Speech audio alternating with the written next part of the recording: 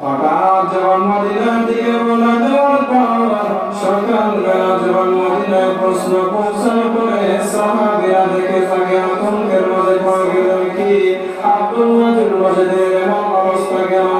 সাথে সাথে রাসূল সাল্লাল্লাহু আলাইহি ওয়াসাল্লাম যখন আব্দুল্লাহ বিন ওয়াজিদের এমন অবস্থা দেখলেন, এমন অবস্থা দেখার পর রাসূল সাল্লাল্লাহু আলাইহি ওয়াসাল্লাম বলেন, আব্দুল্লাহ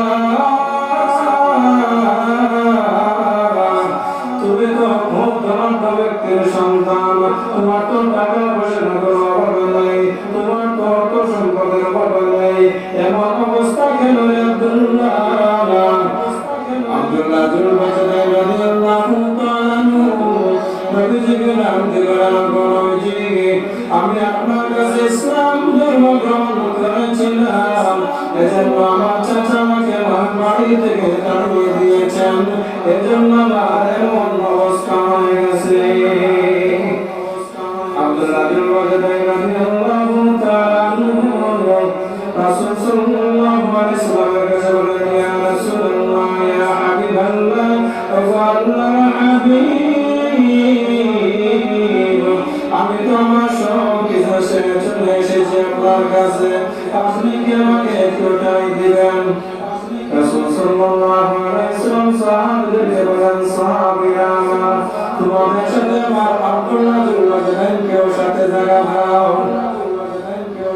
আব্দুল্লাহ বিন ওয়াজিদকে সাহাবীদের সঙ্গে জায়গা দিলেন। কিছুদিন যাবত রাসূলুল্লাহ সাল্লাল্লাহু আলাইহি ওয়াসাল্লাম যুদ্ধের ময়দানে রওনা দিলেন, সাথে আব্দুল্লাহ বিন ওয়াজিদকেও সাথে নিলেন। যুদ্ধের ময়দানে যাওয়ার অবস্থায় হঠাৎ রাস্তার মধ্যে আব্দুল্লাহ বিন ওয়াজিদ অসুস্থ হয়ে পড়ে। আব্দুল্লাহ বিন ওয়াজিদ অসুস্থ হয়ে যাওয়ার পর রাসূল সাল্লাল্লাহু আলাইহি ওয়াসাল্লাম চিন্তায় পড়ে গেলেন, কি হলো? হযরত আবু বকর সিদ্দিক রাদিয়াল্লাহু তাআলা হযরত ওমর রাদিয়াল্লাহু তাআলা নবীজিকে গিয়ে বললেন, ও নবী আমার, আব্দুল্লাহ বিন ওয়াজিদের এমন অবস্থা হয়ে গেছে, আব্দুল্লাহ বিন ওয়াজিদ হঠাৎ রাস্তার মধ্যে পড়ে গেছে, আব্দুল্লাহ বিন ওয়াজিদের এমন অবস্থা কেন? রাসূল সাল্লাল্লাহু আলাইহি ওয়াসাল্লাম হুকুম করার সাথে সাথে আসলেন, এসে বলেন, আব্দুল্লাহ তোমার এমন অবস্থা কেন? এমন অবস্থা কেন? কি হয়েছে তোমার? আব্দুল্লাহ বিন ওয়াজিদ বলেন, ইয়া রাসূলুল্লাহ, ইয়া হাবিবাল্লাহ, ও আল্লাহর হাবিব, আমার এমন অবস্থা হয়েছে, আমার মনে হয় আমি আর দুনিয়ার জমিনে থাকতে পারবো না। সাথে সাথে আব্দুল্লাহ বিন ওয়াজিদকে কুলের মধ্যে নেওয়ার পরে পাকের মধ্যে আব্দুল্লাহ বিন ওয়াজিদের মাথা রাখলেন, রাখার পরে আব্দুল্লাহ বিন ওয়াজিদের মাথার মধ্যে হাত বোলালেন। তারপরে আব্দুল্লাহ বিন ওয়াজিদ, তোমার কিছু হবে না, তোমার কিছু হবে না। আব্দুল্লাহ বিন ওয়াজিদ বলেন, ইয়া রাসূলুল্লাহ, ইয়া হাবিবাল্লাহ, ও আল্লাহর নবী, আমার মনে হয় তো আমি আর দুনিয়াতে থাকতে পারবো না, আমার শেষ বিদায়ের সময় চলে এসেছে। আব্দুল্লাহ বিন ওয়াজিদ এই কথা বলার পর রাসূল সাল্লাল্লাহু আলাইহি ওয়াসাল্লামের কুলের মধ্যে আব্দুল্লাহ বিন ওয়াজিদ সাথে সাথে ইন্তেকাল করলেন। আব্দুল্লাহ বিন ওয়াজিদ রাসূল সাল্লাল্লাহু আলাইহি ওয়াসাল্লামের কুলে তার জীবন শেষ হয়ে গেল, তার জীবন শেষ হয়ে গেল। হযরত আবু বকর সিদ্দিক রাদিয়াল্লাহু তাআলা বলেন, আব্দুল্লাহ বিন ওয়াজিদের কত বড় কৃপা, কত বড় সৌভাগ্য, এরকম যদি আমি ওমরের হতো তাহলে আমি আমার জীবন ধন্য মনে করতাম। আব্দুল্লাহ বিন ওয়াজিদ কিন্তু যুবক সাহাবী, কিন্তু ইসলামের পাওয়া, আব্দুল্লাহ বিন ওয়াজিদ যখন দুনিয়া ছেড়ে চলে গেলেন, আল্লাহ রাসূল সাল্লাল্লাহু আলাইহি ওয়াসাল্লাম হযরত ওমর রাদিয়াল্লাহু তাআলা, হযরত আবু বকর সিদ্দিক রাদিয়াল্লাহু তাআলা বললেন, হে ওমর, হে আবু বকর,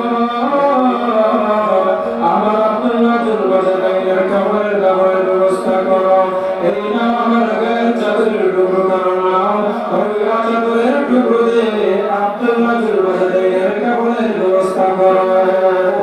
এমন সময় সাহাবী আব্দুল্লাহ বলেন, মানুষের গায়ের কাপড় খুলে দিলেন যে আব্দুল্লাহ বাজারের লাগি কাপড়ের ব্যবস্থা করো, কাপড়ের ব্যবস্থা করো। হযরত উমর রাদিয়াল্লাহু তাআলা হযরত আবু বকর সিদ্দিক রাদিয়াল্লাহু তাআলা তোমরা কাফন দাফনের ব্যবস্থা করো।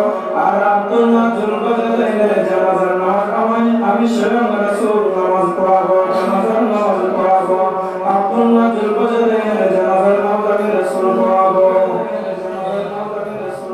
আব্দুল্লাহ জুলবাজারকে কাফন দাফনের ব্যবস্থা করার পরে রাসূল সাল্লাল্লাহু আলাইহি ওয়াসাল্লাম জানাজার নামাজ পড়লেন।